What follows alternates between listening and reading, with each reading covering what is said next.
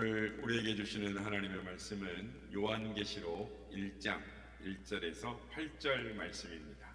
교독하시고 마지막 절은 함께 합독하도록 하겠습니다. 예수 그리스도의 계시라. 이는 하나님이 그에게 주사 반드시 속히 일어날 일들을 그 종들에게 보이시려고 그의 천사를 그 종 요한에게 보내어 알게 하신 것이라.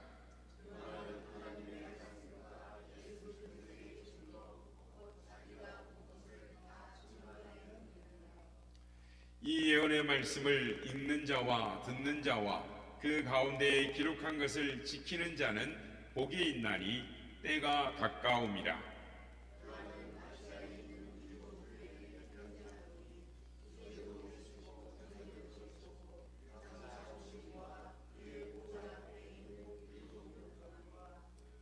또 충성된 증인으로 죽은 자들 가운데에서 먼저 나시고 땅의 임금들의 머리가 되신 예수 그리스도로 말미암아 은혜와 평강이 너희에게 있기를 원하노라.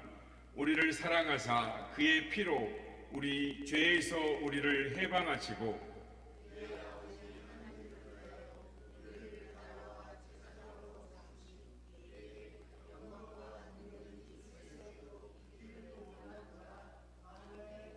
볼지어다 그가 구름을 타고 오시리라. 각 사람의 눈이 그를 보겠고 그를 찌른 자들도 볼 것이요 땅에 있는 모든 족속이 그로 말미암아 애곡하리니 그러하리라. 아멘. 주 하나님이 이르시되 나는 알파와 오메가라. 이제도 있고 전에도 있었고 장차 올 자요 전능한 자라 하시더라. 아멘. 할렐루야. 오늘도 부활하신 주님께서 우리와 함께 하십니다. 오늘도 그 주님을 느끼며 주님 앞에 온전한 예배로 또 우리에게 주시는 말씀을 받아 먹음으로 말미암아 오늘도 하나님의 기쁨 가운데 감격 가운데 나아가시는 우리 모두가 되시길 예수님의 이름으로 축복합니다. 어떤 조종사가 비행학교에서 훈련을 받을 때였습니다. 훈련 교관은 늘 이렇게 말했습니다. 비행기 조종석에 앉아서 절대로 자신의 감각을 믿지 마라. 특히 악천후 속에서 비행할 때 고도가 높아질 때 이 공중에 한 복판에서 항로를 이탈했을 때 더욱 자신을 믿지 마라. 그때는 계기판을 믿어라. 계기판을 봐라. 이랬던. 다른 조종사들도 마찬가지로 이 조종사도 비행 감각에 자신감이 있었습니다. 왜냐하면 비행 훈련을 통해서 비행 감각을 익혔기 때문입니다. 그래서 이제 조종사 시험을 볼 때 무사히 조종 훈련을 마치고 비행 시험을 통과해서 비행사가 되었습니다. 그런데 이 조종사가 한 번은 악천후 속에 비행을 하게 됐습니다. 짙은 먹구름 속에 들어갔는데 비는 오고 먹구름 속에서 어떻게 갈 바를 몰라 방향 감각을 잃어버렸습니다. 앞뒤를 분간할 수 없는 짙은 먹구름 속에서 어떻게 해야 될지를 모르겠는데 자신이 가졌던 비행 감각으로 지식으로 이 악천후 비구름을 뚫고 지나가야 되는데 갈수록 오리무중인 거예요. 이제 잘못하면 큰일 나겠구나 두려운 가운데 빠졌는데 그때 비행학교에 다닐 때 교관이 한 말이 떠오른 것입니다. 계기판을 보아라. 계기판을 믿고 따라가라. 이 말이 생각이 나서 계기판을 봤어요. 그런데 자신이 지금 느끼는 방향 감각과 정반대인 거예요. 자신의 느낌과는 너무 다른데 어떻게 할 수가 없잖아요. 그래서 이 계기판을만 보고 그 악천후를 뚫고 결국은 방향과 고도를 잡고 그 길을 뚫고 나왔다라는 것입니다. 그렇습니다. 여러분, 우리는 인생길을 가는 동안 우리 인생에도 악천후 같은 때를 만날 때가 있습니다. 그럴 때 우리는 내 지식과 지혜를 의존하는 것입니다. 우리 세상의 방법을 따라가는 것입니다. 그러나 우리의 인생에 있어서의 계기판은 내가 아닌 것입니다. 우리 자신의 지식과 경험이 아닌 것입니다. 우리에게는 하나님이 주신 말씀이 있습니다.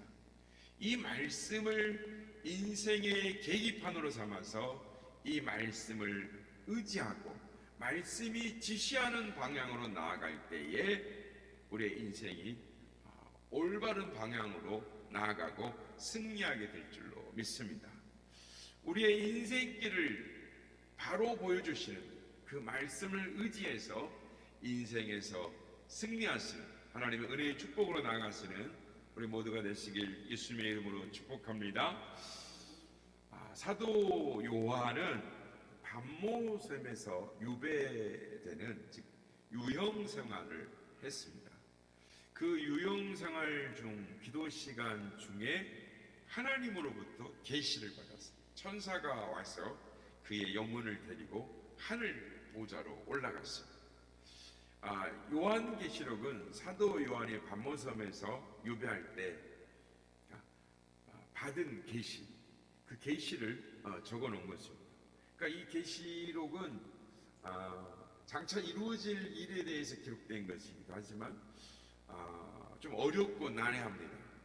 상징적인 부분들이 너무 많고 또 로마의 압제에 있을 때의 그 모든 서신이 검열되는 상황이었기 때문에 희극 드라마 형식으로 서신을 이렇게 비유적으로 썼기 때문에 어렵습니다. 그러나 오늘 본문 말씀의 계시록은 인문의 오늘 계시록 기초 가장 기본적인 서론적이고 가장 쉬운 말씀입니다. 오늘 보면 2절 말씀, 3절 말씀인데요. 우리 한번 같이 읽어보겠습니다. 시작. 요한은 하나님의 말씀과 예수 그리스도의 증거 곧 자기가 본 것을 다 증언하였느니라.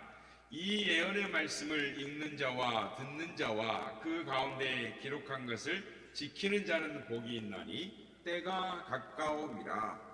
아멘. 이 말씀은 사도 요한이 내가 직접 하나님께 받은 말씀이다. 어디서 지어낸 이야기가 아니다. 내가 어디서 들은 이야기가 아니고 사람한테 들은 이야기가 아니고 내가 직접 하나님께로부터 받은 말씀이다. 그러니 이 말씀을 읽고 듣고 지키는 자가 복이 있다. 왜냐하면 때가 가까웠기 때문이다 라고 말씀합니다. 여기서 때가 가까웠단 말은 승천하신 주님이 다시 오실 때가 가까이 왔다라는 것입니다. 그래서 신앙인은 임박한 종말을 생각하며 살아가야 하는 것입니다. 종말 신앙이 아주 중요합니다. 아니, 종말 신앙이 좋은 신앙입니다. 이 종말 신앙이 없으면, 그러니까 종말론적 신앙이었으면 신앙인으로서 신앙을 지키며 살아간다라는 것이 정말 힘든 것입니다. 그래서 사도 요한은 이 말씀을 읽고 듣고 잘 지켜 살아가라라고 말을 하는 것입니다.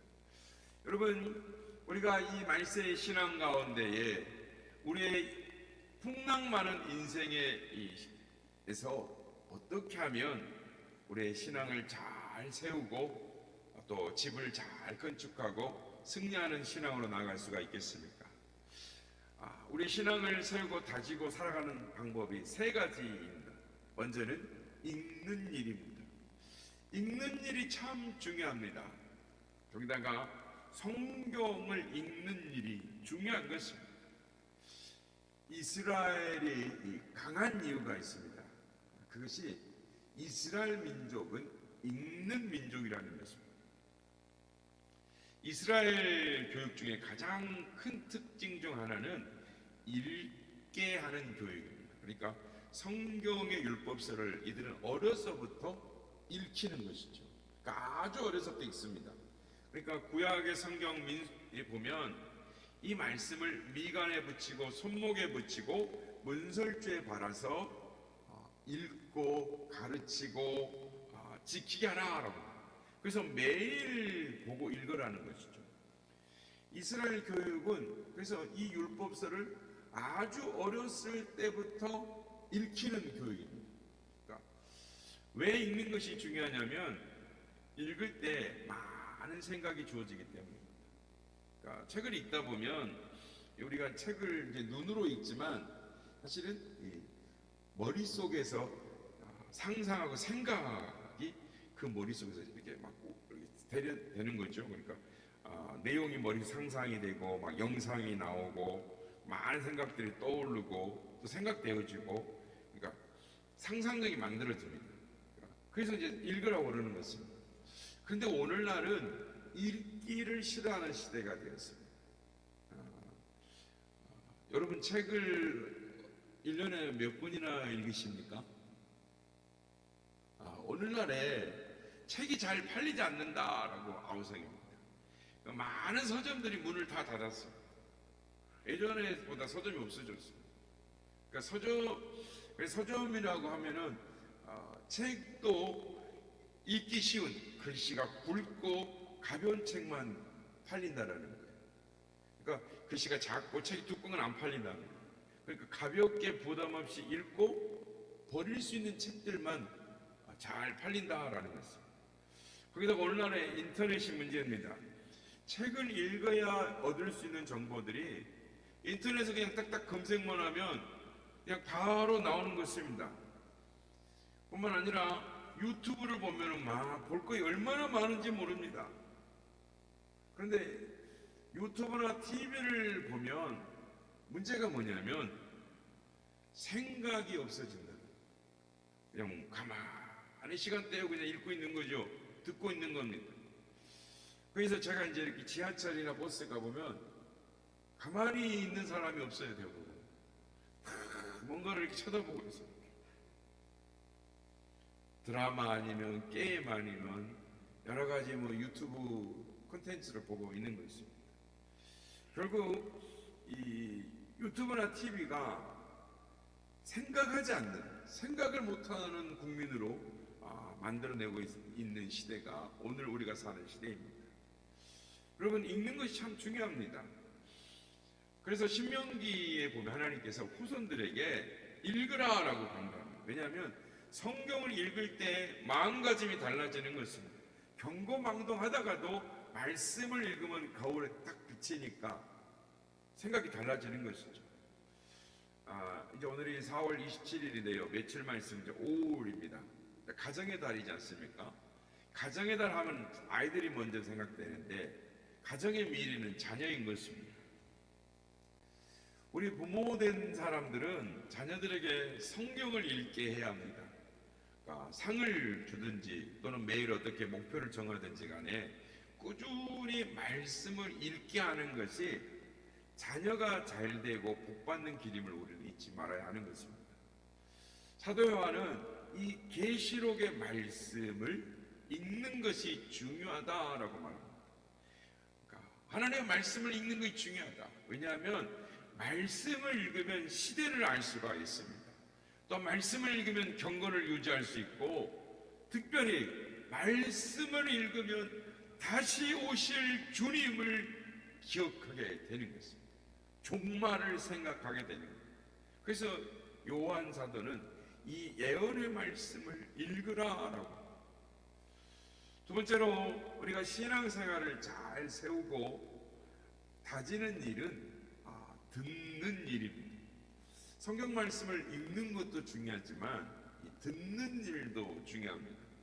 조용히 귀를 기울이면 주님이 우리에게 말씀을 들려주신다는 것입니다. 그래서 믿음은 들음에서 나오는 것입니다. 시편 1편을 보면 복 있는 자는 하나님의 말씀을 묵상하는 자다라고 말합니다.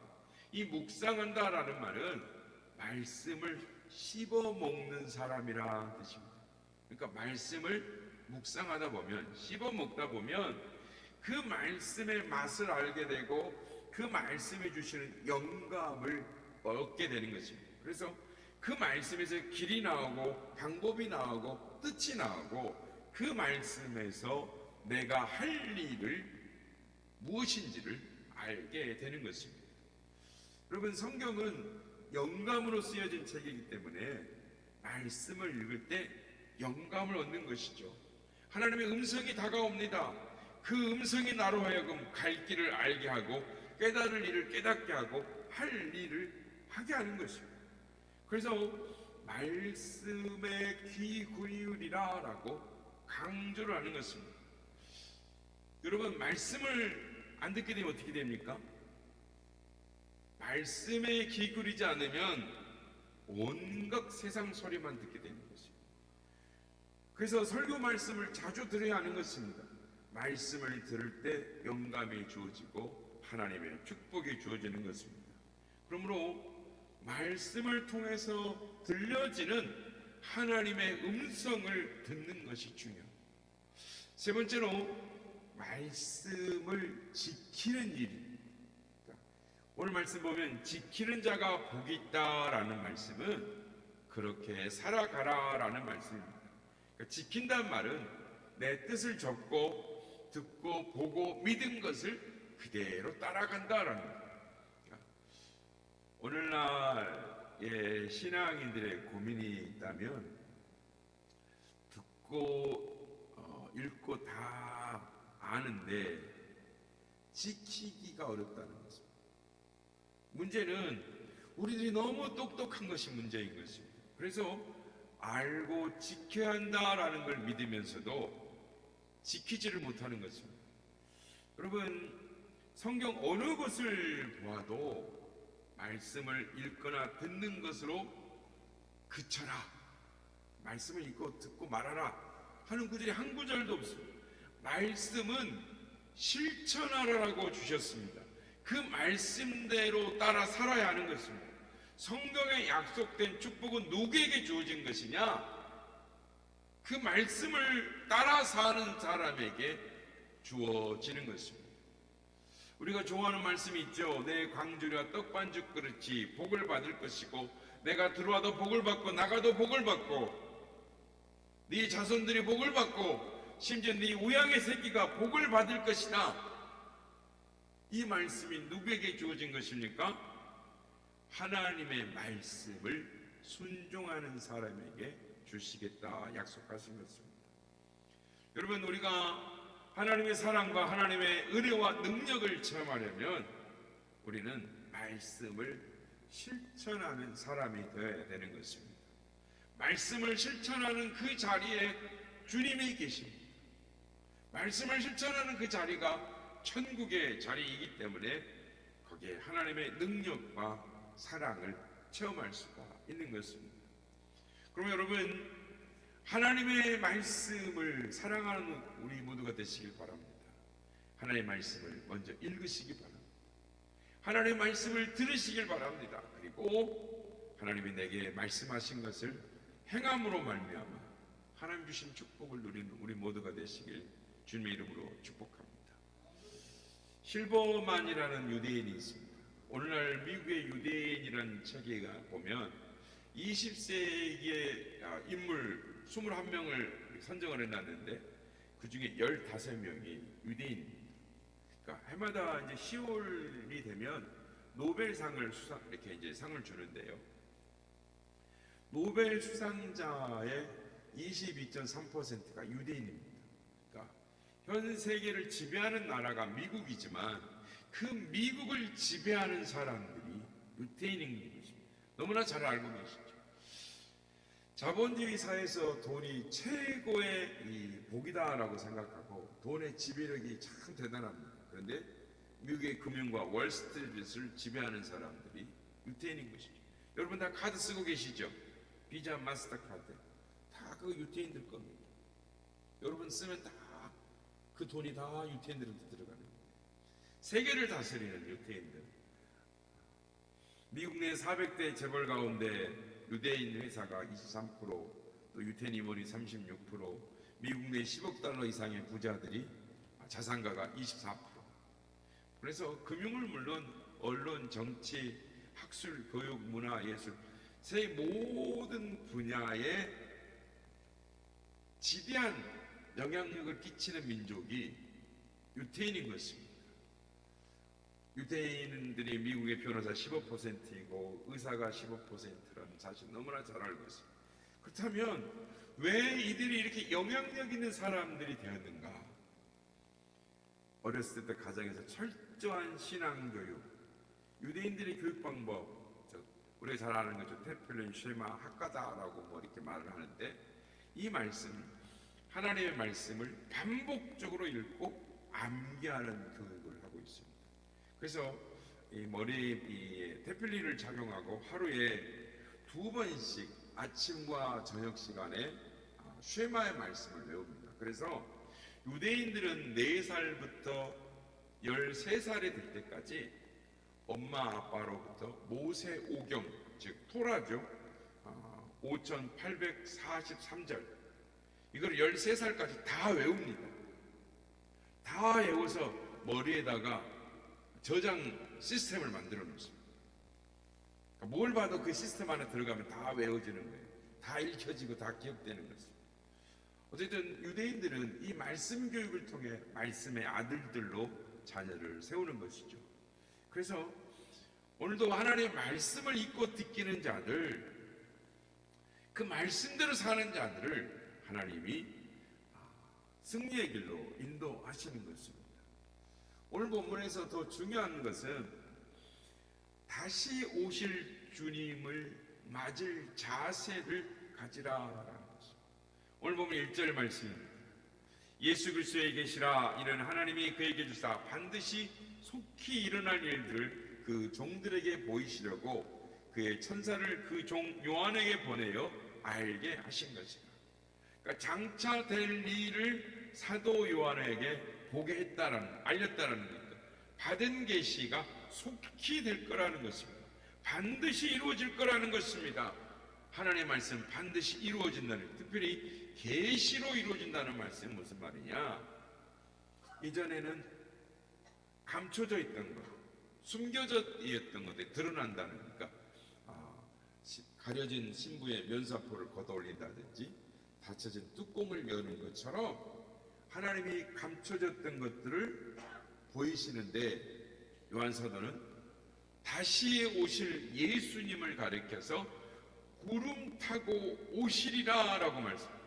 그래서 이 희망 때문에 성도들은 환난도 참고 순교의 죽음 가운데서도 주님이 구름 타고 다시 오시리라.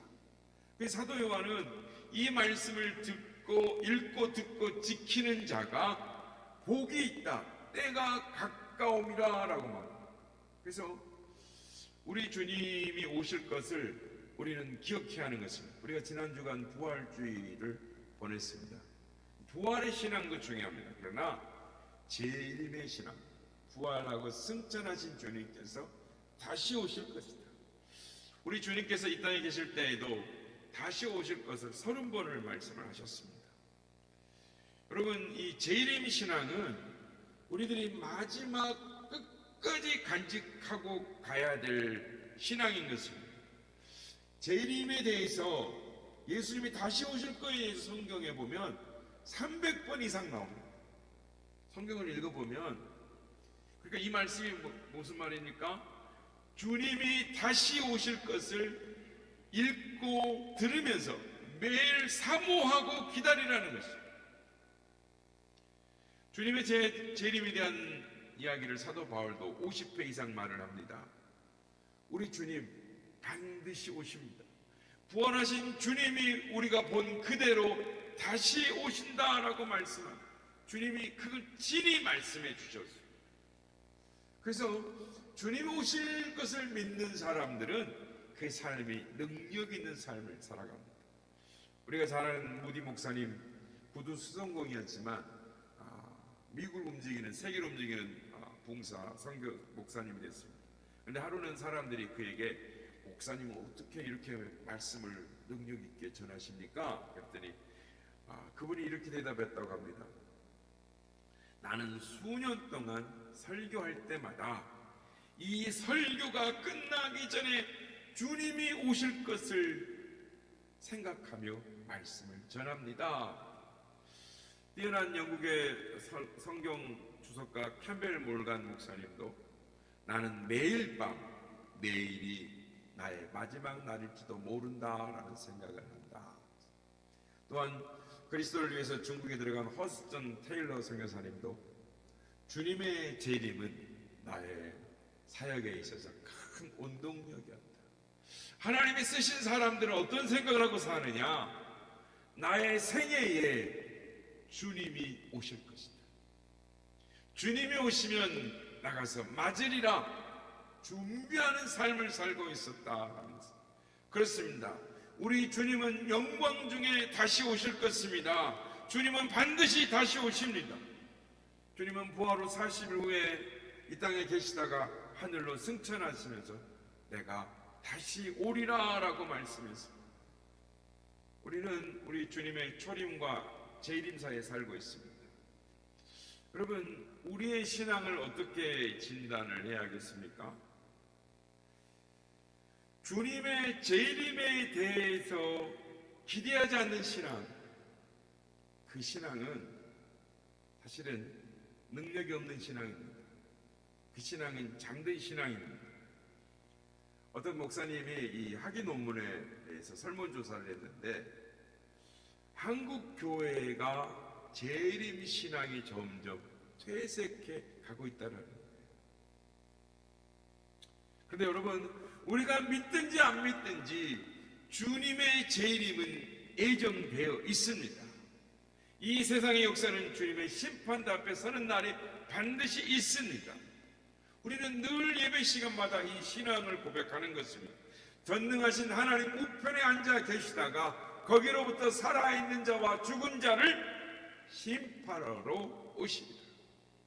우리는 매일 사도신경을 고백하고 있습니다. 사도신경에서 우리는 예수님의 동정녀 탄생, 즉 말구에 나신 역사적인 예수 그리스도뿐만 아니라 본디오 빌라도에게 고난을 받으사 십자가에 죽으신 예수님, 부활 승천하신 예수님, 그리고 재림하시는 그리스도, 심판주로 다시 오실 예수 그리스도를 고백하고 있는 것입니다.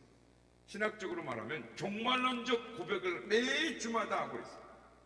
재림하시는 예수 그리스도, 영광 중에 다시 오실 예수 그리스도, 우리의 신앙 고백에서 절대로 빠질 수가 없습니다. 하나님은 지금도 보좌 우편에 앉아 계시고 오늘도 중보자가 되셔서 다시 오실 예수 그리스도, 그 주님이 오십니다. 초대교회 성도들이 그래서 인사할 때 이렇게 인사했답니다. 만날 때보다 이렇게 인사했다는데 우리도 한번 같은 그런 인사를 해봤으면 좋겠습니다. 주님이 곧 다시 오십니다. 한번 보면서 다시 인사하겠습니다. 주님이 곧 다시 오십니다. 그렇습니다. 주님이 곧 다시 오십니다. 지금은 힘들고 어렵지만, 지금은 고통스럽지만 주님이 오시면 모든 것을 다 갚아주신다라는 것을 믿었기에 고난과 환난과 핍박을 참고 견디었던 것입니다. 예수님 재림 때에 많은 사람들이 주님을 오신 것을 보게 될 것입니다. 그러나 우리는 주님이 언제 오실지 모릅니다. 주님 말씀하셨습니다. 때와 기한은 아버지의 고난에 두셨으니 너희 알 바 아니라. 주님이 우리가 알 필요가 있었으면 분명히 가르쳐 주었습니다. 그러나 우리가 알 필요가 없으니까 가르치지 않았습니다. 그냥 어린아이는 어린아이만큼만 알면 됩니다. 그래서 여기까지만 알아 라고 말씀하는 것이죠. 여러분, 우리가 언젠가는 죽을 텐데요, 우리가 죽을 날을 알면 어떻게 될 것 같습니까? 내가 죽을 날을 알면 좋을까요? 안 좋을까요?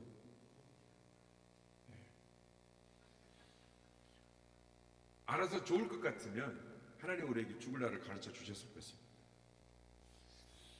어떤 집사님이 평소에 자기 친구에게 전도를 했습니다.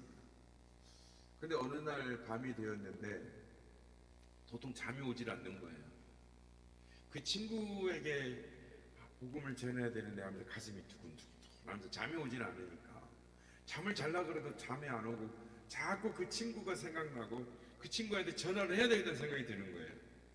그래서 시계를 보니까 밤 12시가 넘었어요. 그런데 마음은 두근거리고 그래서 전화기를 집어들고 전화를 합니다.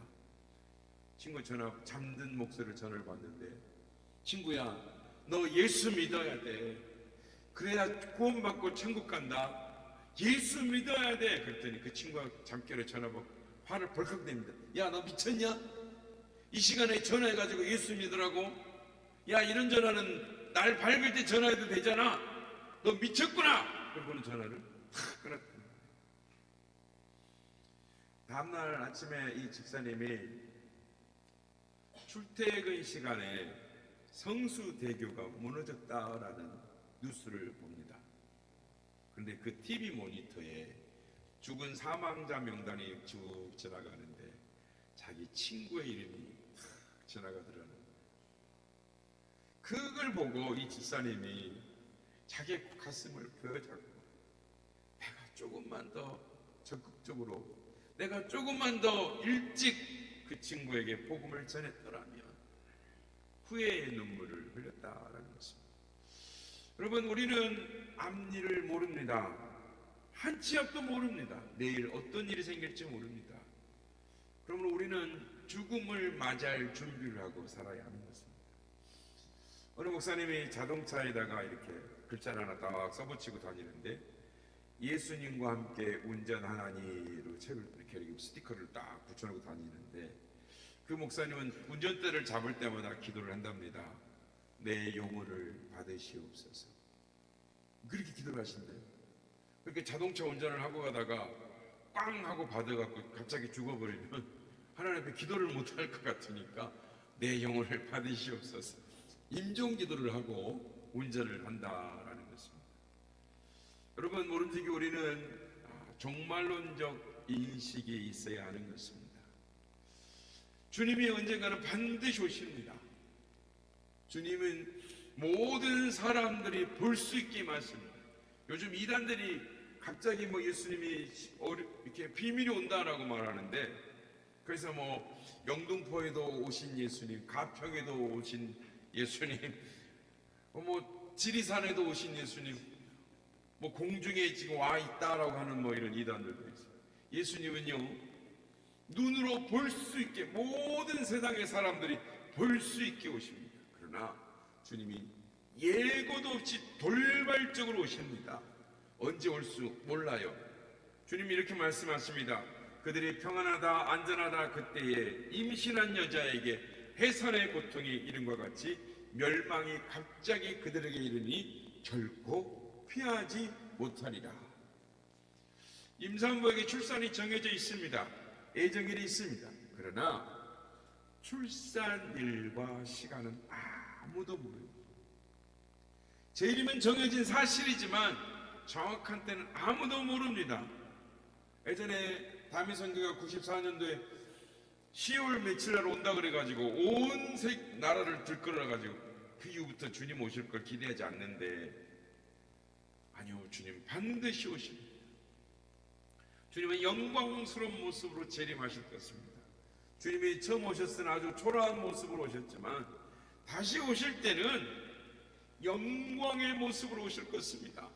주께서 호령과 천사장의 소리와 하나님의 나팔 소리로 친히 하늘로부터 강림하시리니 전 우주적으로 임합니다. 천사장이 호령과 나팔 소리 가운데 주님이 강림하시는 건 이 세상의 지배자들이 두려워 떠는 영광스러운 모습으로 우리 주님이 오실 것입니다.